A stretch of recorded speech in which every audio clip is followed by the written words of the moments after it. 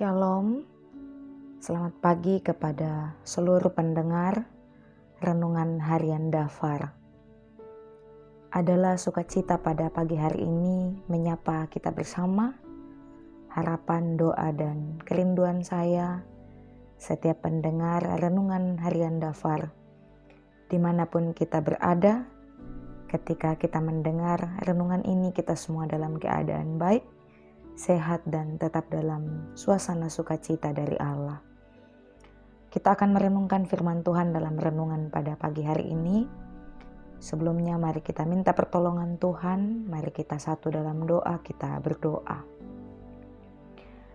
Pujian syukur kami persembahkan di hadapan hadirat-Mu pada pagi hari ini, ya Allah Bapa di dalam sorga.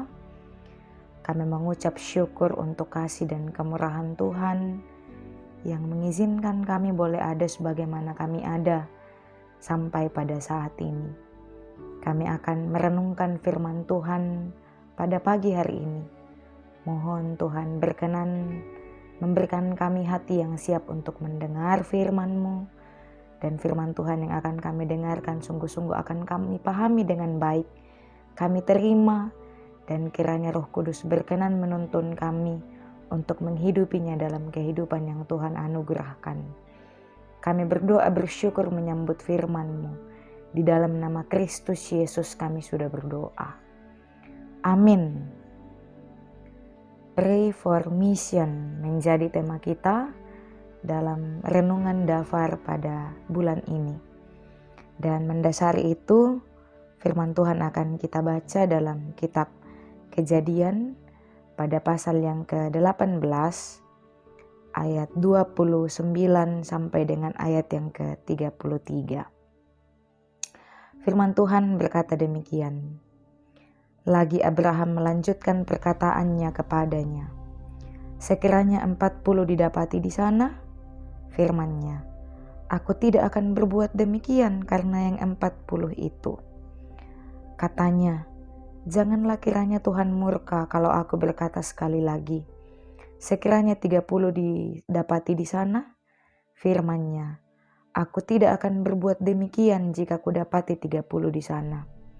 Katanya, sesungguhnya aku telah memberanikan diri berkata kepada Tuhan, sekiranya 20 didapati di sana, firman-Nya, aku tidak akan memusnahkannya karena yang 20 itu. Katanya, janganlah kiranya Tuhan murka kalau aku berkata lagi sekali ini saja.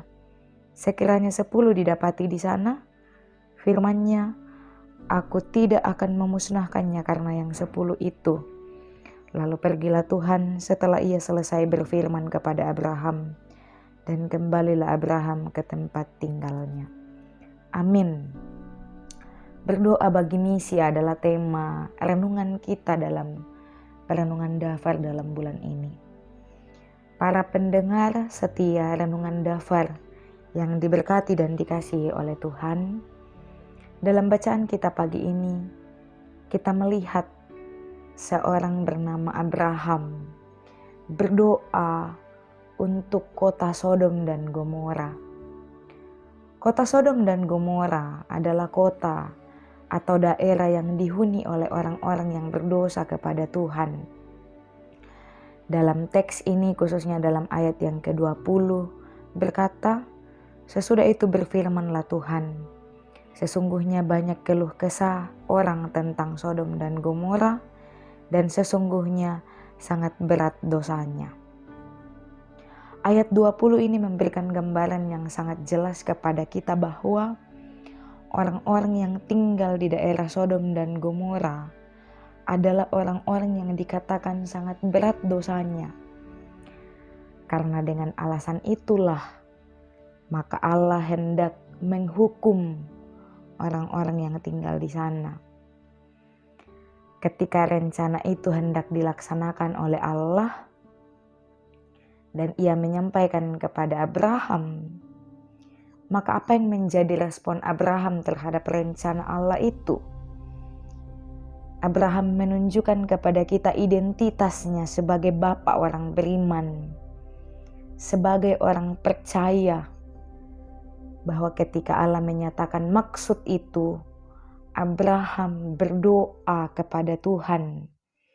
Bahkan dikatakan dalam doanya itu seperti ia sedang bernegosiasi dengan Tuhan.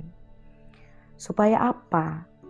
Allah mempertimbangkan maksud dan tujuannya itu apabila seandainya ada orang benar yang tinggal di daerah Sodom dan Gomora, yang oleh kehadiran orang benar itu, berapapun jumlahnya bahkan tidak seberapa pun di sana, itu dapat membebaskan dan dapat menyelamatkan orang Sodom dan Gomora.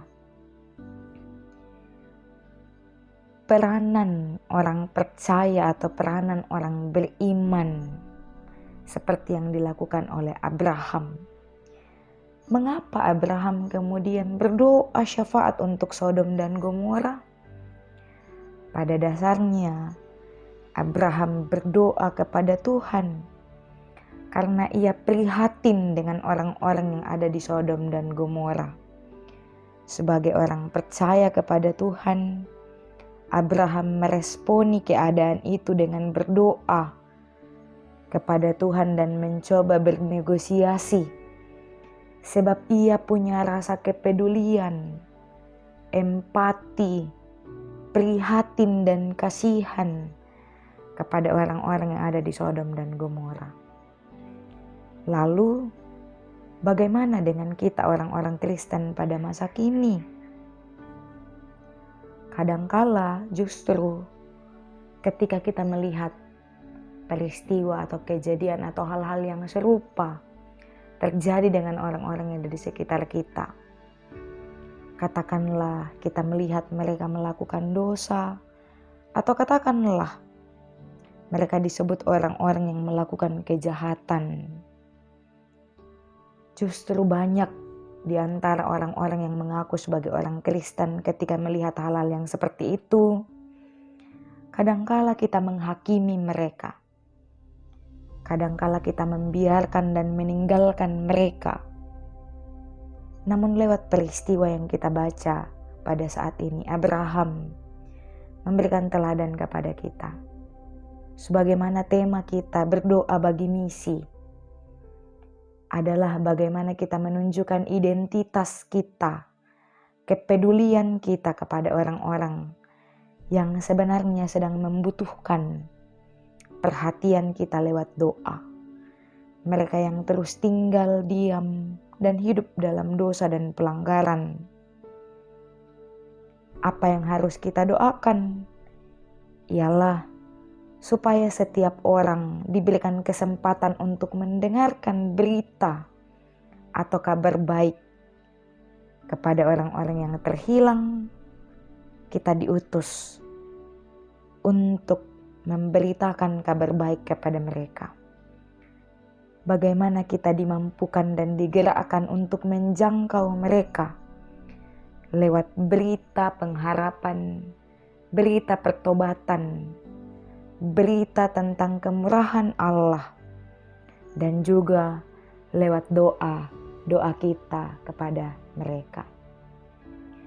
Kiranya lewat peristiwa Sodom dan Gomora, kita pun sebagai orang Kristen menunjukkan identitas kita, tetap setia mendoakan mereka, untuk mereka juga diberikan kesempatan mendengarkan kabar baik. Dan kita juga berdoa untuk kita, supaya kita diberikan kemampuan untuk menjadi pendoa syafaat bagi mereka dan pemberita bagi mereka yang membutuhkan. Tuhan menolong kita dengan firman-Nya. Mari kita berdoa.